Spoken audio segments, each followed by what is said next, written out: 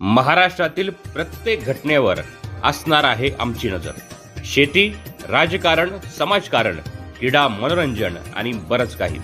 आपण पाहताय महाराष्ट्रातील वेगवान न्यूज चॅनल स्वराज्य लाईव्ह।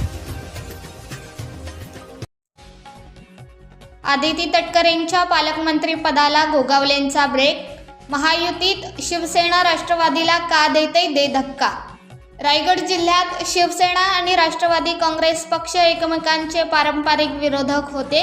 मात्र राज्यात सत्तांतर बदल झाल्यानंतर शिवसेना, भाजपा आणि राष्ट्रवादी मिळून मागील 2.5 वर्ष सत्ता उपभोगली। मात्र आता झालेल्या विधानसभेत तिन्ही पक्षांनी मिळून राज्यात सत्ता आणत सरकार बसवले आणि राष्ट्रवादी पक्षाच्या वाटेला रायगड जिल्ह्याचे पालकमंत्री पद आले। मात्र जिल्ह्यात आमचे 3 आमदार आहेत, तरी सुद्धा आम्हाला पालकमंत्री पद नाही आणि राष्ट्रवादीचा 1 आमदार असताना पालकमंत्री पद कसे, असा सवाल रायगडच्या शिवसैनिकांनी केला आहे।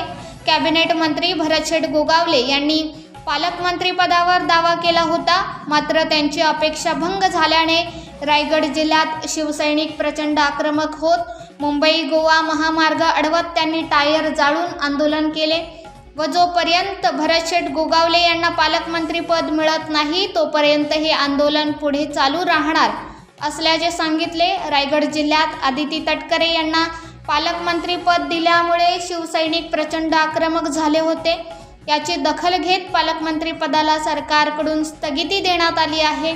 त्यामुळे मंत्री आदिती तटकरे यांचे समर्थक नाराज असल्याचे पाहावयास मिळत आहे। Bureau report Swaraj live, Mahad, Raigad.